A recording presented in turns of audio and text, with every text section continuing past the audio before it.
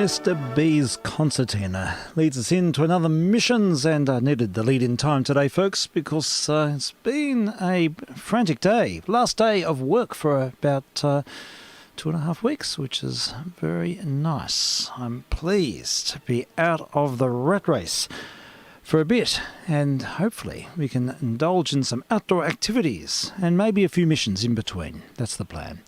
Anyhow, these are test missions on 160 and on UHF.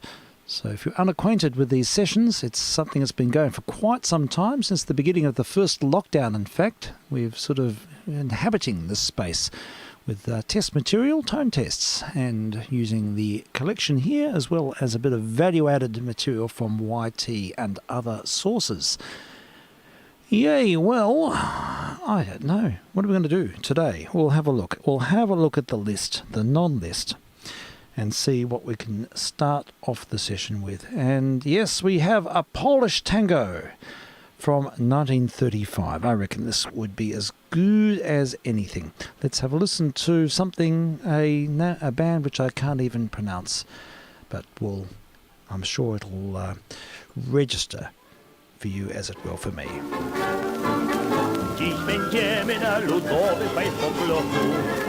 Każdy w Moskwie własny dancing w domu ma. Będę przyglądał ci się z boku, jak tanecznym idziesz kroku i do tańca cię poproszę, luba ma. Natasza tańczy i Sasza tańczy, foxtrota i orkiestra w radiu gra. W modnym salonie, przy gramofonie, proletariusze ćwiczą nowe pas. Balowy strój i z cholewami buty, Rubaszka do smokingu to ma szyk, Natasza tańczy i Sasza tańczy i całą Rosję ten opętał bzik. Modnie tańczyć to postępuje z oznaka. Robi burżuj tak i my robimy tak. Minęła moda na trepaka, teraz przyszła moda taka, że się rumbę tańczy ile tylko chcesz. Natasza tańczy i Sasza tańczy, foxtrota i orkiestra w radio gra. W modnym salonie, przy gramofonie, proletariusze ćwiczą nowe balowy strój i z cholewami buty. Rubaszka do smokingu to ma szyk, Natasza tańczy i Sasza tańczy i całą Rosję ten opętał dzik.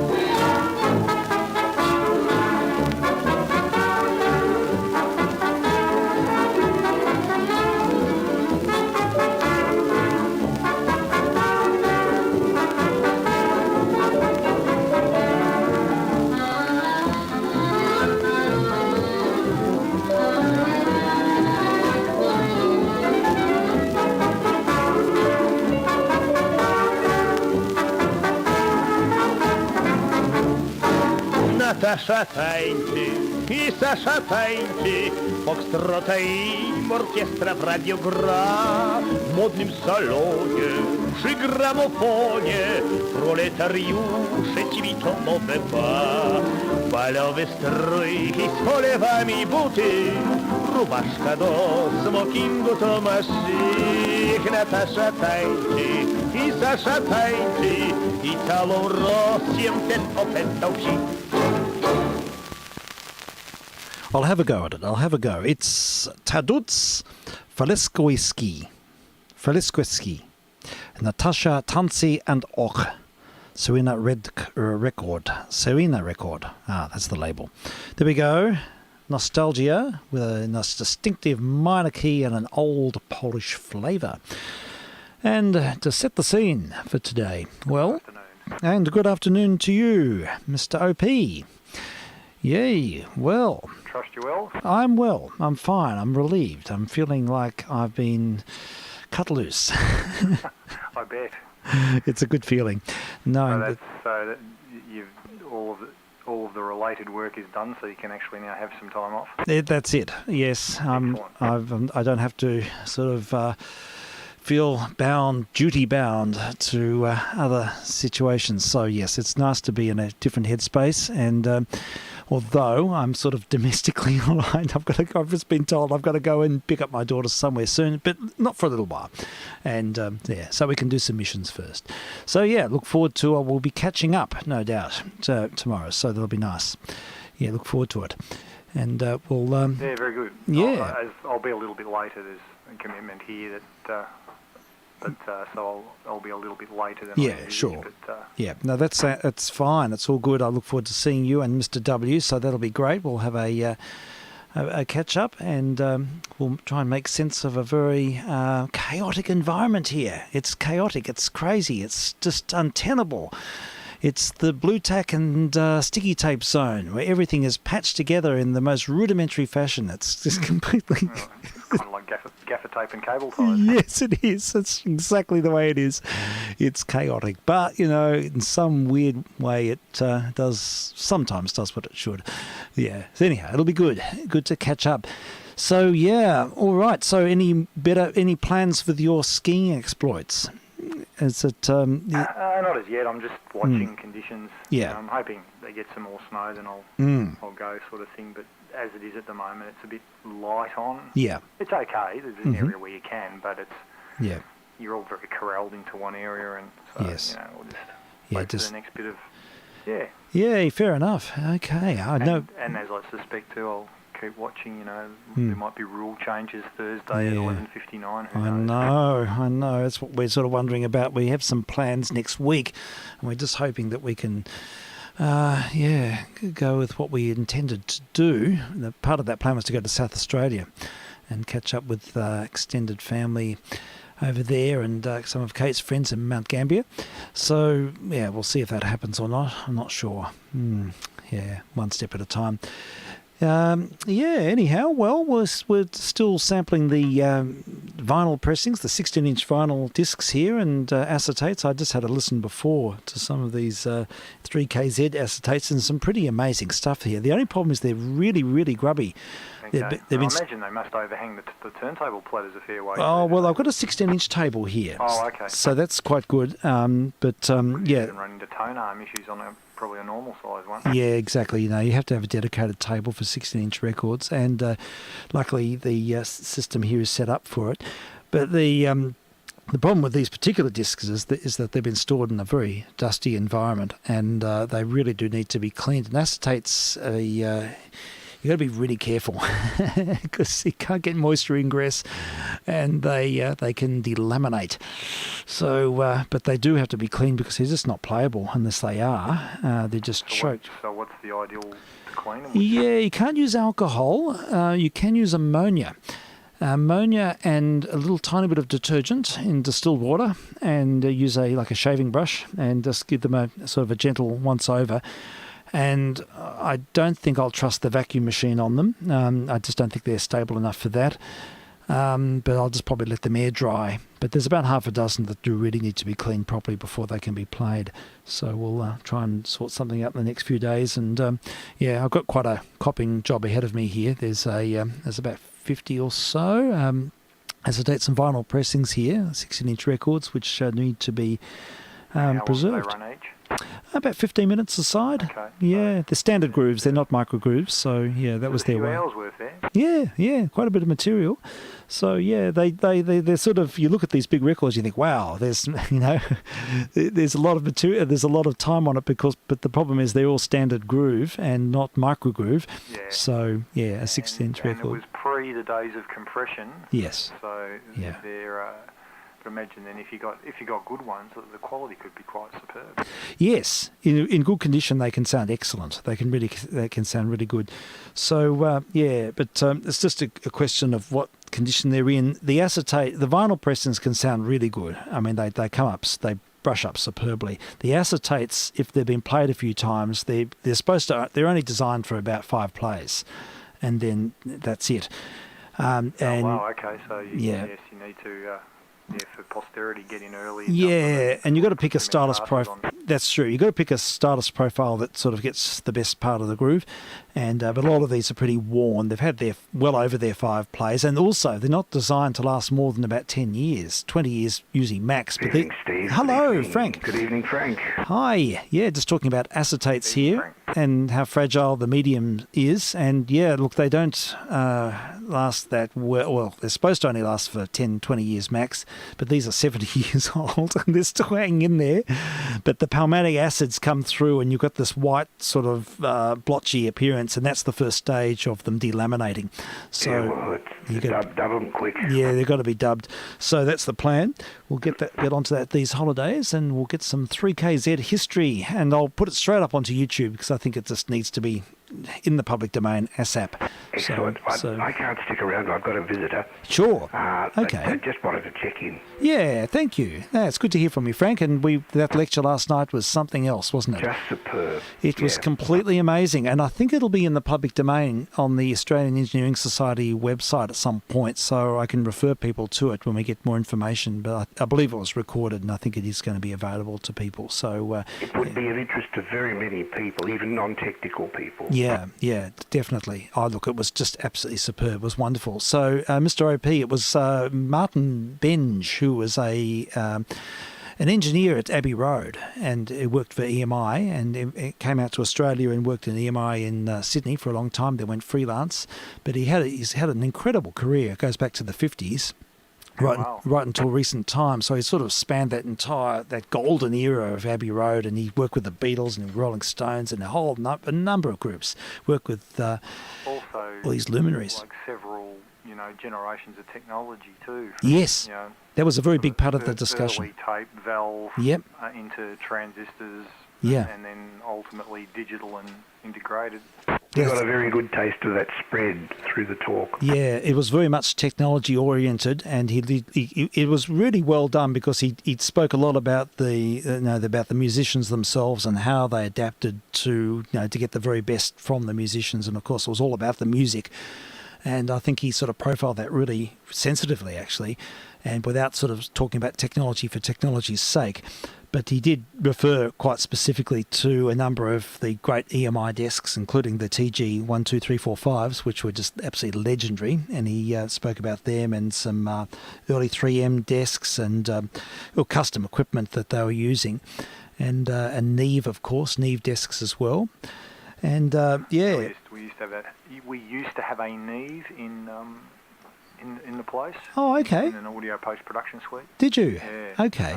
Very highly And then- regarded and then- desks. Yeah, and then later on Harrison as well. Yes. I'm sure you'd find it of great interest to talk, Frank. Yeah, look, it was incredible. And then in the later generation, they were using SSL desks. But I think that it's interesting, he said that... I think radio used quite a few SSLs.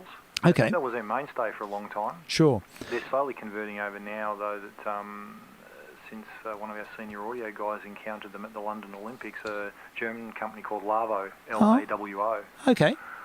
Digital domain built on a Unix background, but Right. extraordinary desks. Oh, marvellous. Oh, that sounds good. Sounds Anyway, interesting. I'll say evening Yeah, sure. and cut out vk3sl Okay. No worries. signing and wishing you well. Yeah, have a great evening, Frank, and we'll look forward to your company soon. Yeah. Cheers, Frank. Yeah, cheers. Cheers, Frank. Yeah, very much so, Steve. See Yep. you soon. Okay. Bye. Yeah, bye for now. Yeah. Oh, that sounds intriguing. I mean, it's good to sort of look at the evolution of this type of technology and the and studio techniques. There was a lot of discussion about microphone placement and working with different ensembles, and just that he really favoured multiple mics using cardioid patterns. And but it was And that's the true, I guess, part of that's the avant-garde thinking of getting into the concept of multi-tracking and isolating, isn't it? Yeah. Rather than everyone all being heard through the one beast. Now let's just get tight on everything and get really good sound and then be able to tinker with it. That's right. And he said it was all about being able to culture the sound to what the artist wanted. And so, yeah, it was being. He said, sure, you can hang up two mics and get a really, a great amalgam sound, good homogeneous sound. But if you want to, do much with it. You can't do much with it. Exactly, you're very limited. Whereas the artists always want to have some discussion about balance and about finding an equilibrium. And of course, that's when you need multiple mics and huge 24-track desks and all the EQ profiles. And even when you get in today, 24 tracks is nothing. I know. Big setups today that they'd use up 24 channels just on the drum kit. Yes, they would. You're absolutely right.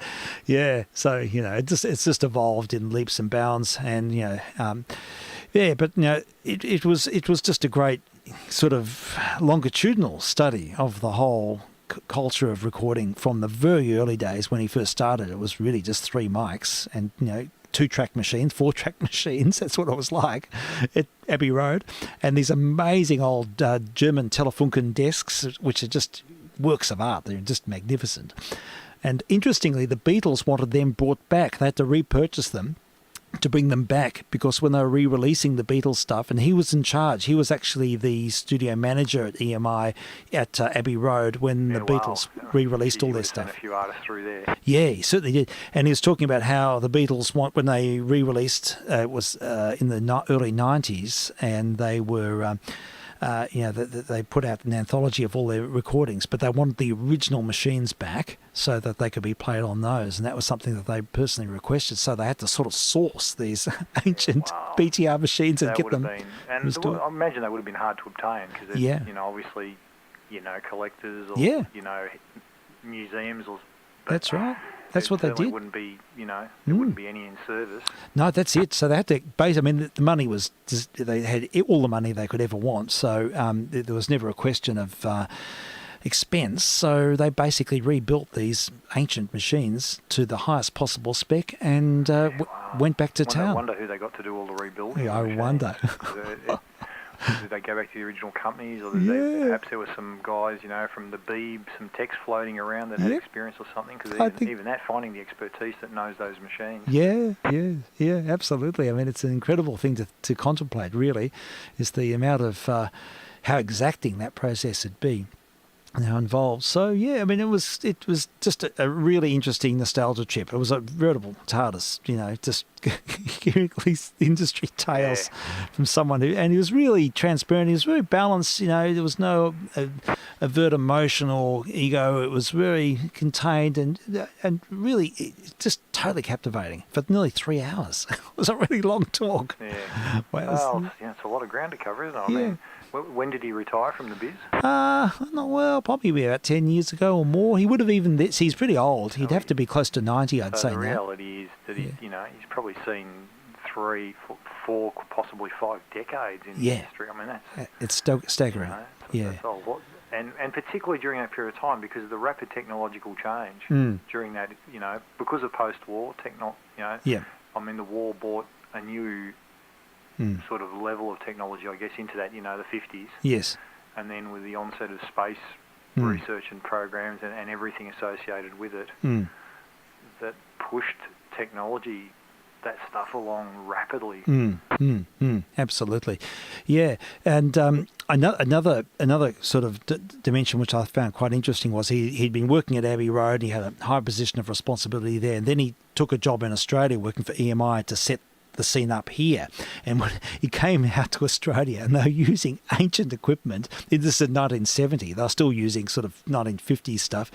And so he had the task of bringing the best technology modernising everything. So he said it was quite an interesting, experience, sort of. Yeah, but I guess that's also markets, isn't it? And available funds. I mean, you look at, because the British industry there would have been pretty huge because of servicing a lot of Europe as well as, that's right. The States, the British New Wave and invasion into the States. Yep. So there was a lot of demand for, like Abbey Road produced so many records that would have seen international release. Yes.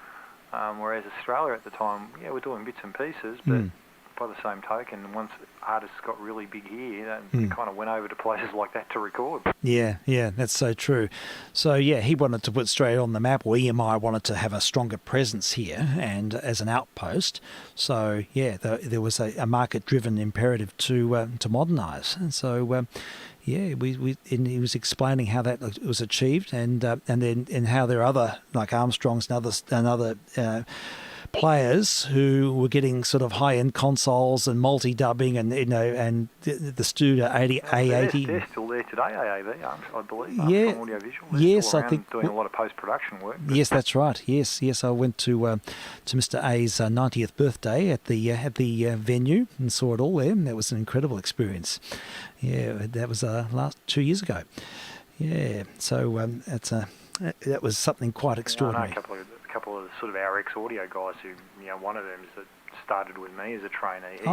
He freelances nowadays. He's got his own business, but he goes in there and does sessions in there because particular people post something. He's he's the audio guy for that gig. So they go, we've booked time here at Armstrong's or for wherever, and so he's.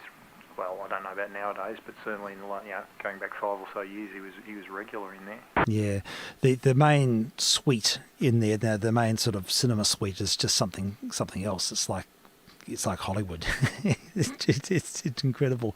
Oh yeah, it's because and that's the thing too. That to do that work well, you need a room because if you. I mean, as you say, you're thinking about Hollywood. Well, okay, you think about the medium. You're mixing for a cinema. Okay, so. You kind of have to have acoustics that replicate what it would be in a cinema. Absolutely. Your ears have set that, so it's going to sound like I'm sitting here in a cinema and, with, full of bodies, nevertheless, but we've got to try to, that's one of the things that I was taught earlier, not that I did a lot of mixing, but certainly the guys, they go on, you've got to remember what your target is, and even they talked about that with the difference of mixing for, say, television or for a recorded piece, It was amazing, all the guys in the television world, big monitors for all of that stuff, but what they always used to have, and I don't know what the replacement for them is today, but on just about every desk in the place was a set of Oraton cubes. Yeah. And they were there because they said these things replicate reasonably well the kind of response you what get from a television loudspeaker in a fixed or set. car audio. Yeah, where people don't have... Yeah, exactly. Yeah. And so regardless of what we do here on the big things, you know, and we can make it sound great, but we've got to check it on these because... for program material, people sitting there on their little portable telly or on their little transistor radio have to be able to hear everything they need to hear out of that. Wow. And that was a real insight, that whole two worlds, you know. Yes, indeed. That's really fascinating. I know that they were talking, or last night he was talking about how some of the loudspeakers were just too extreme on the ends, so they would get a false sense of mix, exactly what you're saying now, and then they'd replicate that on modern equipment or on domestic equipment, and it would sound like crap.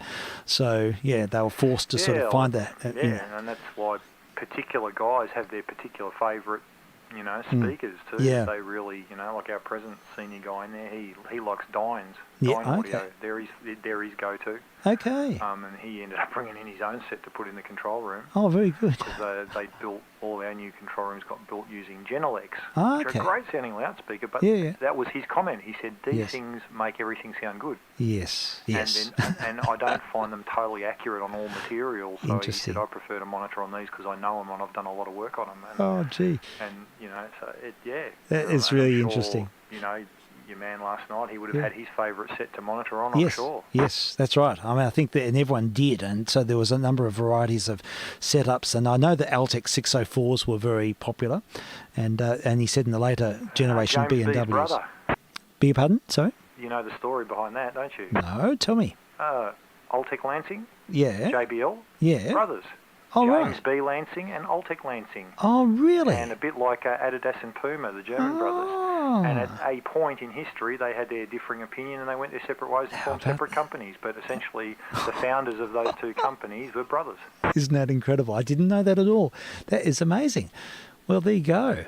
I know the 604 is a timer-line speaker. It's got the tweeter in the middle, a bit like the RCAs I use here. So it's very sort of good for imaging.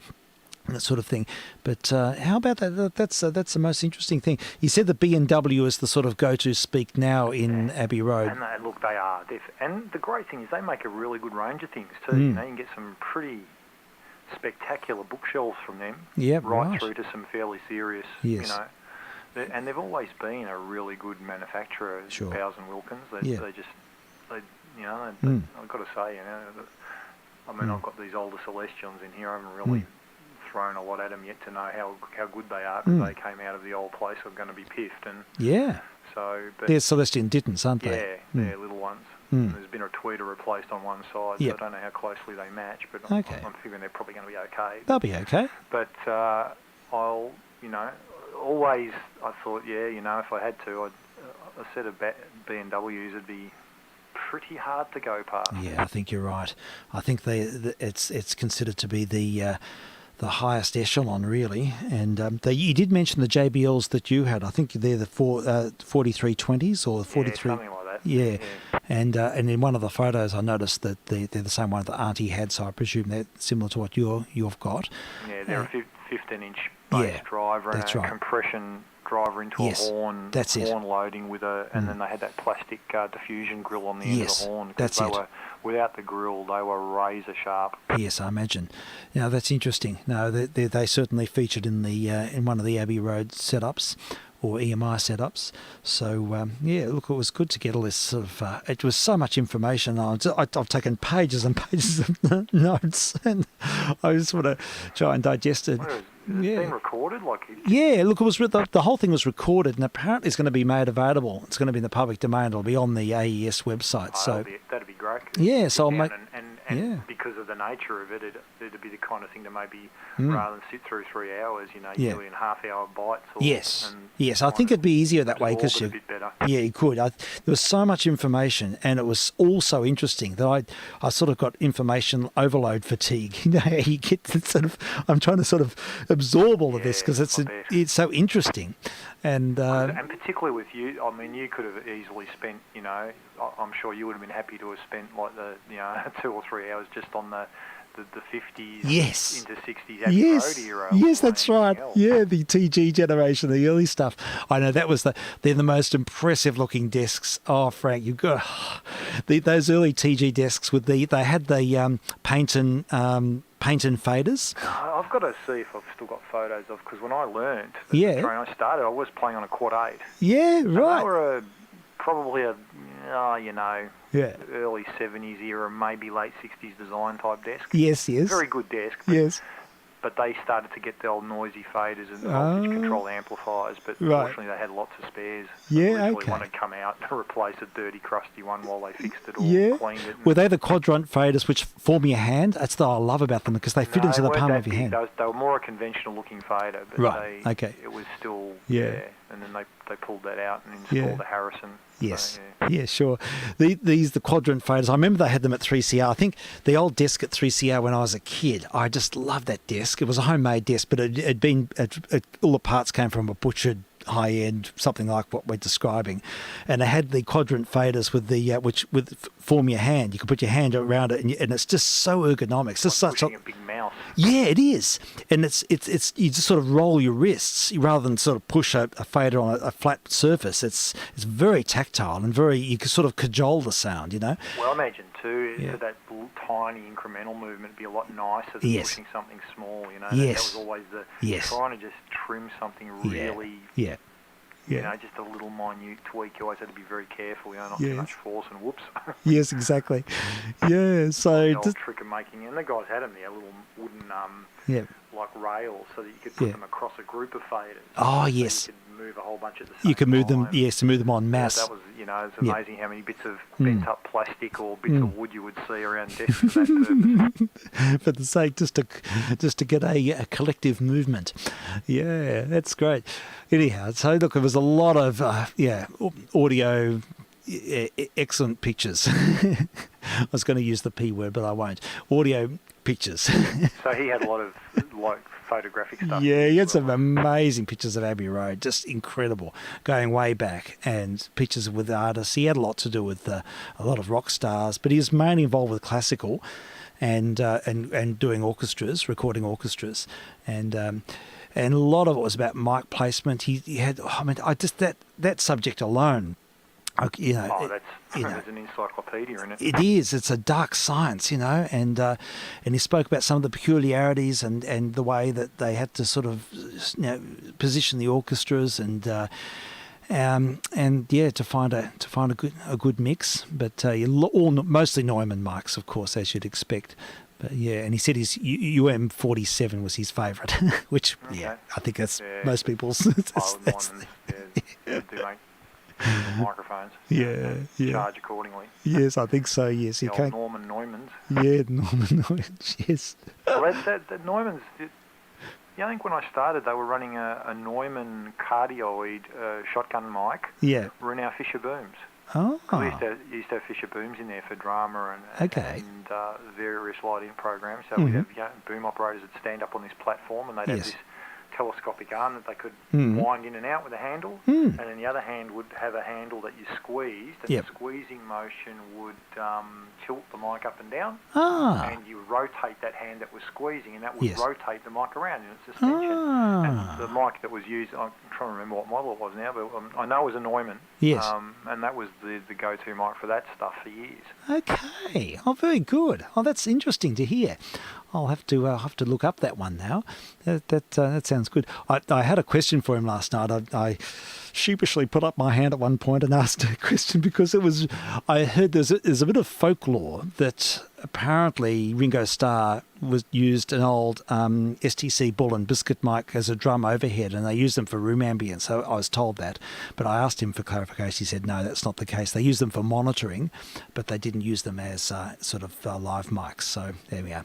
Put the theory to rest, which is fair enough. Interesting, because Ringo was a bit unconventional, so it wouldn't surprise you if he did something like that. Yeah. Well, he might have in a different setting, of course. He might have had some thoughts there, but I'm curious, did he talk about with drums and of that era particularly, did they so for recording stuff, say like Ringo's kit, were they using a fairly live room, or did they try to deaden it? It seemed like they were using a live room. I think, from what I understand, they're using the big 301 studio, which is fairly live. Interesting, because there's kind of, it seems that amongst the rock folklore, there's kind of two schools of thoughts on kits, drum kits, and it relates to a story. Robbie Hurst, the drummer from Midnight Oil, same. He the album Red Sails in the Sunset, which was the one after 1098, fairly big album. They recorded that at I'm trying to remember who the record company was. It might have been EMI, I'm not sure. Yeah.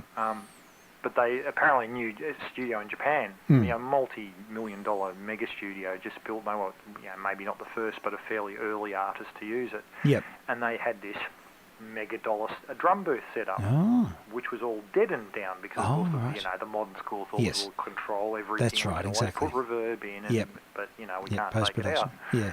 And they set up the kit in there, and he started playing, and he went, nah, can't stand this. Apparently took his snare drum off the kit and one of his sticks, started running around the corridors of the building and in and out of everywhere, and finally he found a toilet, which was really reverberant and live, and he goes, yep, in here, we're setting the kit up in here, and all of these Japanese engineers are running around going, no, and he's going, yep, in here. So the whole drum sound for that album was recorded in the toilet. Oh, fantastic. I love stories like that. That is just brilliant. You wanted the live vibe, the royal flush. Yes, that's why I'm curious, to know which school. So it's I think so. I think it was a big room with some natural air and reverb in it. I think they wanted to use the natural environment as much as possible. I mean, they're big rooms in Abbey Road. They're big spaces. They're high vaulted, ceilings and things. So there's a lot of potential for, good diffusion of what your secondary reflections. You could always bring stuff in to deaden it if you wanted to. It looked like it was a custom again, you can't make a small room sound big easily. That's right. I think if you've got a big room, you're in a good place to start with, and then you can go from there. But and he said that they didn't use isolation booths until quite late in the piece, so that was interesting to hear that too. That was fairly late on. But they probably were doing it in other ways by putting material in between. Artists like I've seen shots in there of some artists when they're recording, like having brought in, like those office dividery stand things with baffling and heavy drapes and stuff on them between, sort of isolate just the guitar amp and the guitar standing in there from someone else on the odd occasion if they're, I guess maybe getting too much wash through to another microphone or something. Yeah, he did mention that they had difficulties with bleed through with drum kits and finding the happy medium, and I presume they use dividers of some kind. And look, it was so much information. But it's always been a point of fascination, the dark art of recording and getting a really good mix. And he played lots of examples of his own work, heaps, and of different artists, and they were just like 2-minute snippets. In fact, I've written a whole lot of them down. I'm going to compile them, look them all up on the tube, and put them on one night, and have a listen to them again. But it was interesting to get the story behind them, and what consoles were used, what the mic setup was, who was involved, and he even had a few stories of interesting liaisons between other record producers and artists. Oh, yeah. I'm sure a bit of that went on. I'm sure a lot of that went on. A few stories. But, you always hear those sort of tales. But he was diplomatic. He was very, careful. Some of the industry parties were pretty spectacular too. I'm sure they were. Yay. All right. Well, look, I suppose I better get to the coalface soon, Frank. I look forward to catching up. And I've got a transcription record on the table. And I'll get you to... I might get you just to text me through your address as well. I'll do that. Yeah, absolutely. No worries at all. Stick something into the Navy thing, and so I know where I'm heading. I've got a vague idea, but sure. Southeastern Freeway is a pretty good one. It's pretty direct. I think. I'm coming from. I'll be coming around the City Link, East Link. Oh yeah, initially. Okay. Oh, fair enough. Oh, Littlest Middleborough Road. Yeah, all right. No worries at all. I'll give you the details. Yep, no problem. And I shall listen. All right. Thanks, Frank. Yeah. vk3sl. Thank you. Yeah. Cheers. I'm glad you enjoyed the chat. Sounded good. Yeah, it was good fun. All right. Well, I got a world disc on the World Program Service transcription record, a 16-inch record, and it's another of Xavier Cougar and his orchestra. He's the guy who did Latin rhythms, and I think it was Xavier Cougar who had a chihuahua when he conducted. I think he did in one arm, and he conducted with the other with whitetails. Very high, high production values and very theatrical. But he had a great orchestra and fantastic 12-member percussion section. I'm not sure what the conditions of this recording, under which this recording were made. It was certainly made in America. And anyhow, but I have a feeling it's going to be locked grooves, so it's going to keep me captive here while we play this. So I think we're right. I'm just going to do a quick check here. Yep, 78 RPM in the groove. This is vk3sl testing.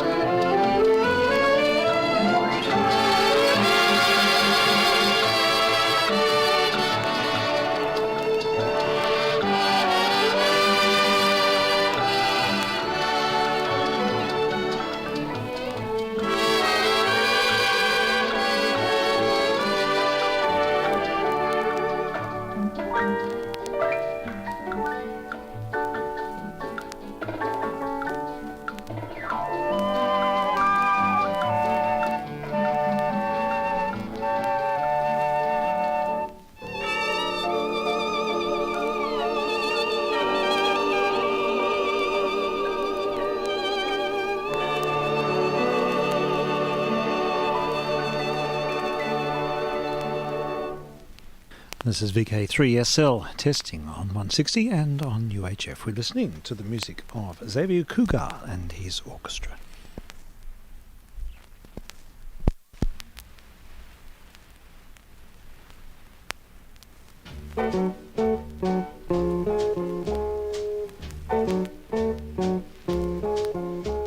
You do something to me, something that simply mystifies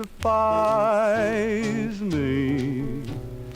Tell me, why should it be?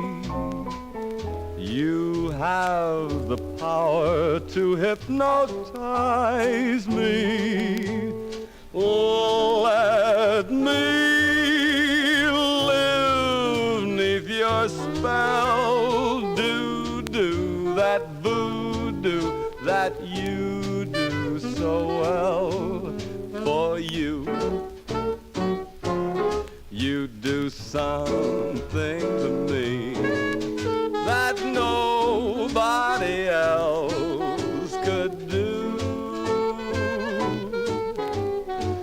Let me live 'neath your spell. Do what you do so well, for you do something to me.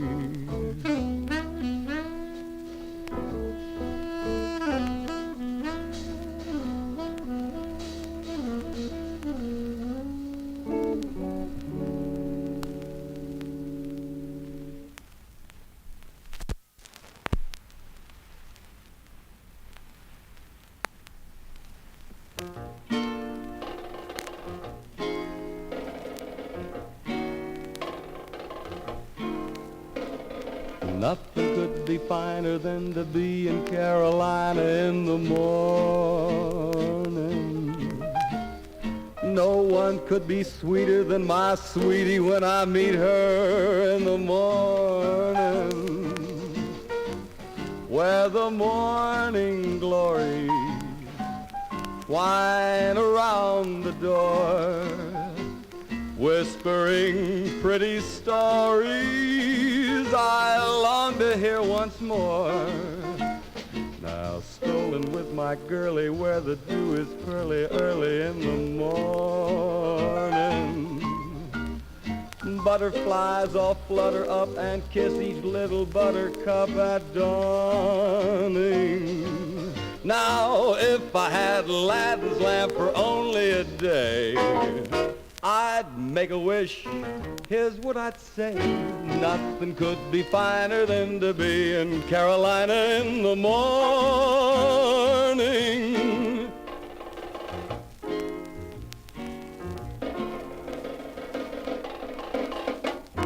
Nothing could be finer than to be in Carolina in the morning.